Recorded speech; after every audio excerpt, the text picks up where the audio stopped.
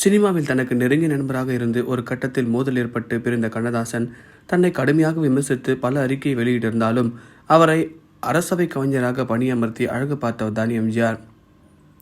Cinema உலகில் எம்ஜிஆர் கண்ணதாசன் இடையே மோதல் ஏற்பட்டாலுமே இவர் அதற்கான எந்த விஷயமும் செய்யவில்லை. தமிழ் சினிமாவிலும் அரசியலிலும் தனக்கென தனி இடத்தை பிடித்து தமிழகத்தின் முதல்வராக தொடர்ந்து பதவியில் இருந்தவர் தான் எம்ஜிஆர். நாடக நடிகராக இருந்து தமிழ் சினிமாவில் துணை நடிகராக அறிமுகமான எம்ஜிஆர் அரசியலிலும் முக்கிய சக்தியாக இருந்தார். ஒரு கட்டத்தில் திமுகவில் இருந்த எம்ஜிஆர் அண்ணாவின் மறைவுக்கு பிறகு அக்கட்சியிலிருந்து வெளியேற்றப்பட்ட நிலையில் அடுத்து அனைத்திந்திய அண்ணா திராவிட முன்னேற்றக் கழகம் என்ற கட்சியை தொடங்கினார். அதேபோல சினிமாவில் தனக்கு நெருங்கிய நண்பராக இருந்து ஒரு கட்டத்தில் மோதல் ஏற்பட்டு பிரிந்த கண்ணதாசன் தன்னை கடுமையாக விமர்சித்து பல அறிக்கையை வெளியிட்டிருந்தாலும் அவரை அரசவை கவிஞராக மாற்றி அவர் மீது எத்தனை விமர்சனங்கள் இருந்தாலும் அதிலிருந்து மாறாத எம்ஜிஆர் கண்ணதாசன் அந்த பதவியில் இருக்க வேண்டும் என்று உத்தரவிட்டிருந்தார். ஒரு கட்டத்தில் கண்ணதாசன் அரசவை கவிஞராக இருந்து அமெரிக்காவில் மரணமடைந்ததை தொடர்ந்து அவரது பதவி கவிஞர் புலமை பித்தனுக்கு வழங்கப்பட்டது. அமெரிக்கா சென்ற கண்ணதாசன் அங்கேயே மரணமடைந்த நிலையில் அவரது உடலை நடிகர் சங்கத்தில் வைக்க வேண்டும் என்று எம்ஜிஆர் விரும்பியுள்ளார்.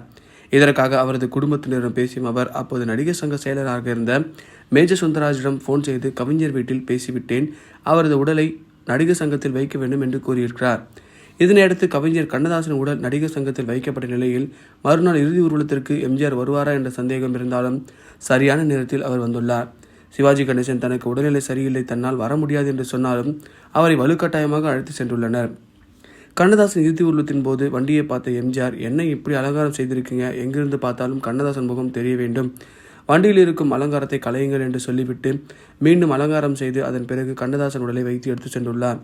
இந்த செலவுகளை கவனிக்க நடிகர் சங்கத்தில் பணம் இல்லை, இதை எப்படி சரி கட்ட முடியும், நாளைக்கு எல்லோரும் கேள்வி கேட்பார்களே என்று எம்ஜிஆரிடம் மேஜர் சுந்தரராஜன் சொல்ல அதற்கு அவர் எவ்வளவு செலவு என்று சொல்லுங்கள் என்று கூறியுள்ளார்.